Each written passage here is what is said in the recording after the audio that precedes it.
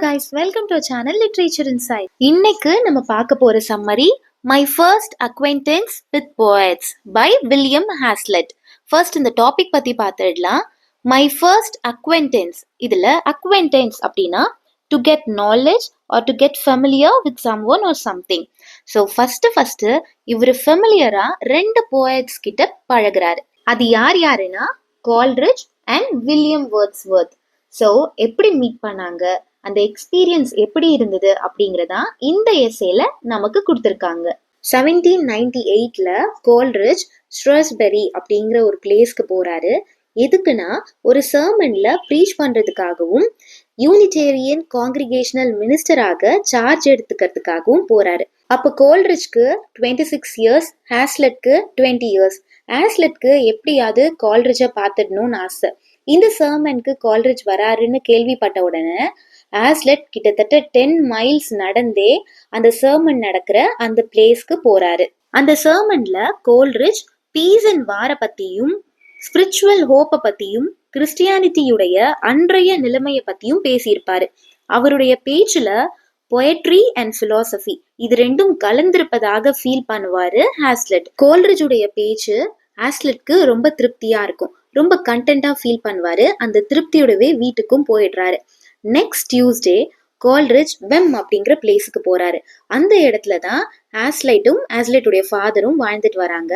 So Coleridge அவங்க வீட்டுக்கே போய் ஹாஸ்லெட்டோட ஃபாதரை மீட் பண்றாரு, அவர்கிட்ட பேசுறாரு. கோல்ரிட்ஜ் ஹாஸ்லெட் கிட்ட ரொம்ப நல்லா பேசுவாரு, அவரை ரொம்ப கிரேஸ்ஃபுல்லா ட்ரீட் பண்ணுவாரு.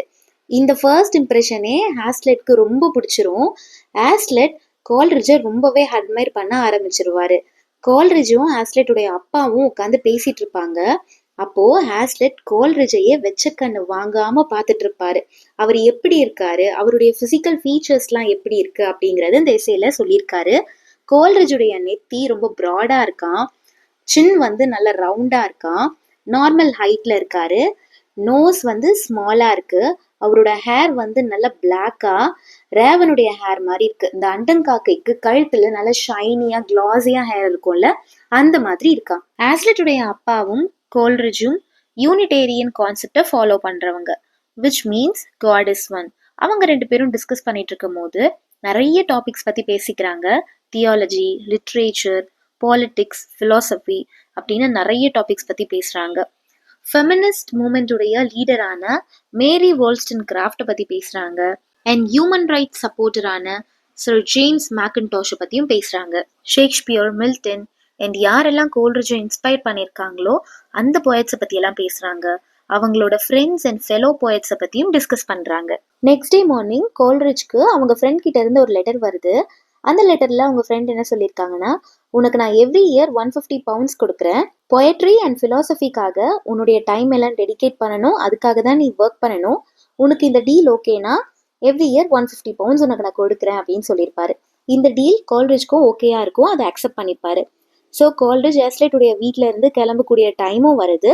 பட் கிளம்புறதுக்கு முன்னாடி கோல்ரிட்ஜ் அவங்க வீட்டு அட்ரஸை ஹாஸ்லெட் கிட்ட கொடுத்து ஒரு நாள் எங்க வீட்டுக்கு என்னை விசிட் பண்ண அப்படின்னு சொல்றாரு. ஹாஸ்லெட்க்கு ரொம்ப சந்தோஷமாயிடுது. இவ்வளோ பெரிய மனுஷன் நம்ம கிட்ட அட்ரஸ் கொடுத்து வீட்டுக்கு வான்னு சொல்றாரு அப்படின்னு நினைக்கும் போதே அவருக்கு ரொம்ப ஹாப்பி ஆயிடுது. அப்புறம் கால்ரிட்ஜை சென்ட் ஆஃப் பண்றதுக்காக 6 மைல்ஸ் கொண்டு போய் விடுறாரு.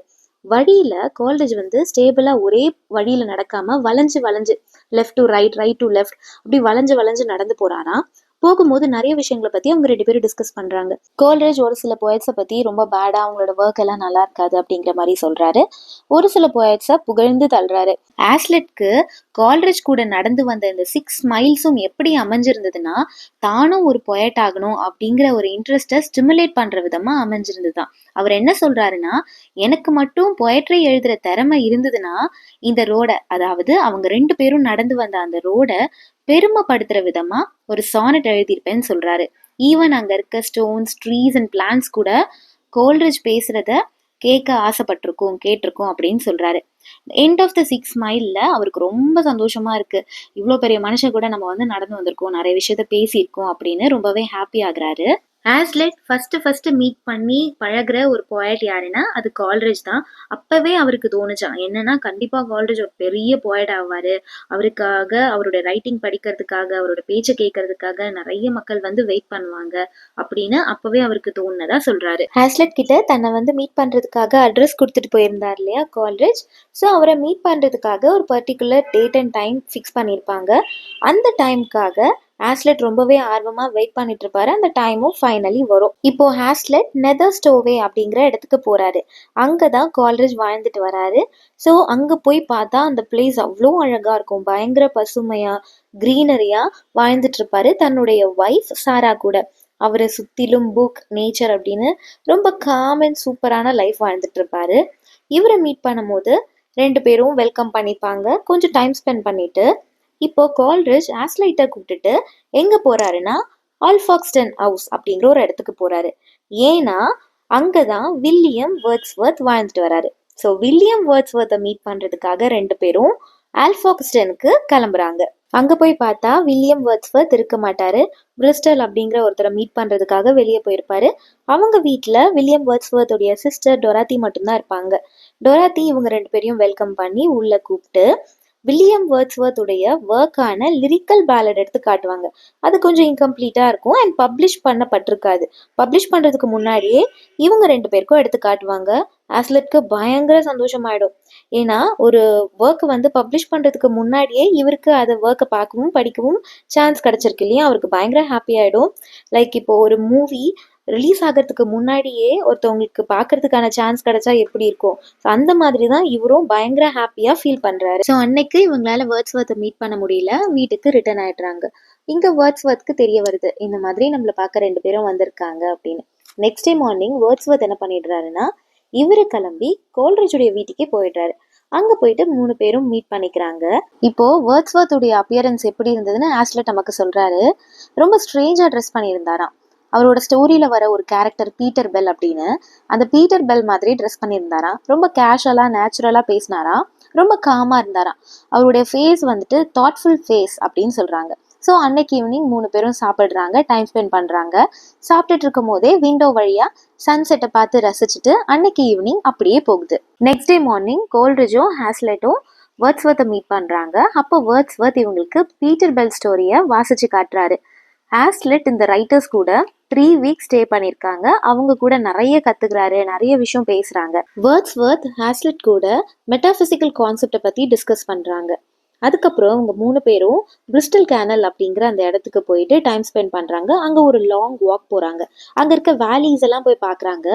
அங்கே வேலி ஆஃப் ராக்ஸை பற்றி ஒரு போம் எழுதலாம் அப்படின்னுட்டு வேர்ட்ஸ்வொர்த்தும் கால்ரிட்ஜும் பேசிக்கிறாங்க. பட் அதுக்கப்புறம் அதை பற்றி பெருசாக எழுதலாம் இல்லை. நெக்ஸ்ட் டே மார்னிங் வந்துட்டு லிரிக்கல் பேலடை பற்றி பேசுகிறாங்க. என்ன பேசுகிறாங்கன்னா லிரிக்கல் பேலடை ஆர்டினரி லாங்குவேஜில் ரொம்ப சிம்பிள் ஸ்டைலில் எல்லாருக்கும் புரியும்படி எழுதியிருக்கிறதாக பேசிக்கிறாங்க. ஏன் அப்படின்னா பீப்புள் என்ன ரிவ்யூ கொடுக்குறாங்க, அவங்களோட ரியாக்ஷன் எப்படி இருக்குன்னு பார்க்கலாம் அப்படின்றதுக்காக இப்படி சிம்பிள் ஸ்டைலில் எழுதுனதா பேசிக்கிறாங்க. இந்த 3 வீக்ஸ் இந்த ரைட்டர்ஸ் கூட டைம் ஸ்பெண்ட் பண்ணதுனால ஆஸ்லெட்க்கு ஃபிலாசபி மேலேயும் லிட்ரேச்சர் மேலேயும் ரொம்ப ஈடுபாடு அதிகமாயிடுச்சான்.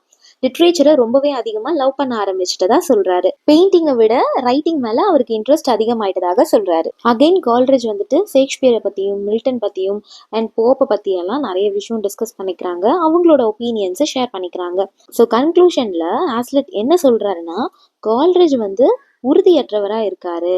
அவர் வந்து ஃபர்ஸ்ட் 6 மைல்ஸ் வாக் பண்ணியிருப்பாங்கல்ல, அப்போது எப்படி ஸ்ட்ரைட்டாக நடந்து போகாமல் left to right right to left நடந்து போனார். அதை வச்சே நான் அவரை கெஸ் பண்ணியிருக்கணும் அவர் உறுதியற்றவர்னு. ஸோ அந்த மாதிரி தான் இவர் உறுதியற்றவராக இருக்காரு அப்படின்னு சொல்கிறாரு. அப்புறம் ஜட்மெண்ட்ல எந்த ஒரு வேறுபாடும் காட்ட மாட்டாராம். அவரோட ஒப்பீனியன்ல எந்த ரைட்டர்ஸ் மேலேயும் பாரபட்சம் காட்ட மாட்டாரு அப்படின்னு சொல்றாரு. கால்ரிட்ஜ் வந்துட்டு இமேஜினேட்டிவ், ஃபிலாசபிக்கல் அண்ட் அவரோட ஐடியாஸ்ல எக்ஸ்பான்சிவா இருக்கிறதா சொல்லியிருப்பாரு. வேர்ட்ஸ்வொர்த்தை ரொம்ப ரிசர்வ்ட், ப்ரிசைஸ் அண்ட் அவரோட ரியல் எக்ஸ்பீரியன்ஸ்ல டீப்லி ரூட்டடா இருப்பாரு அப்படிங்கிறதையும் சொல்லியிருக்காரு. அடுத்த சண்டே கால்ரிட்ஜ்க்கு ஒரு சர்மன்ல ப்ரீச் பண்ண வேண்டி இருந்தது. பட் ஆஸ்லெட் இந்த தடவை இந்த சர்மனை அட்டன் பண்ணியிருக்க மாட்டாரு. ஸ்டார்டிங்ல அவரோட ப்ரீச்சிங்கை கேட்கறதுக்காக 10 மைல்ஸ் நடந்தே போனவர் இப்போ பக்கத்துல இருந்தும் அவரோட சர்மனை அட்டன் பண்ணியிருக்க மாட்டாரு. அதுக்கப்புறம் எல்லாரும் சேர்ந்து பிரிஸ்டல் கேனல் வழியா ஒரு லாங் வாக் போவாங்க. அந்த சமயத்துல கால்ரிட்ஜ் தன்னுடைய டிராஜிக் பிளேயான ரிமோர்ஸ் அப்படிங்கிற ஒரு ஸ்டோரியை அவங்களுக்கு படிச்சு காட்டுவாரு. அதுக்கப்புறம் டைம் ஸ்பெண்ட் பண்ணதுக்கப்புறம் அவங்க ஊருக்கு போயிடுறாங்க. கால்ரிட்ஜ் வந்து ஜெர்மனுக்கு போயிடுறாரு. ஆஸ்லெட் அவங்களோட ஊருக்கு போயிடுறாரு. அதுக்கப்புறம் ஆஸ்லெட் கால்ரிட்ஜையும் மீட் பண்ணலையா, வேர்ட்ஸ்வொர்த்தையும் மீட் பண்ணலையா. பட் கால்ரிட்ஜுடைய ஃப்ரெண்ட்ஸான சார்லஸ் லாம் அண்ட் ராபர்ட் சவுதேவை மட்டும் மீட் பண்ணதா சொல்லி இந்த எஸ்ஸையை முடிச்சிருக்காரு. இந்த வீடியோ உங்களுக்கு யூஸ்ஃபுல்லாக இருந்ததுன்னா லைக் பண்ணிட்டு சப்ஸ்கிரைப் பண்ணிக்கோங்க. அடுத்து இந்த டாபிக்ல வீடியோ போடலான்னு கமெண்ட் பண்ணுங்க. தேங்க்யூ ஃபார் வாட்சிங்.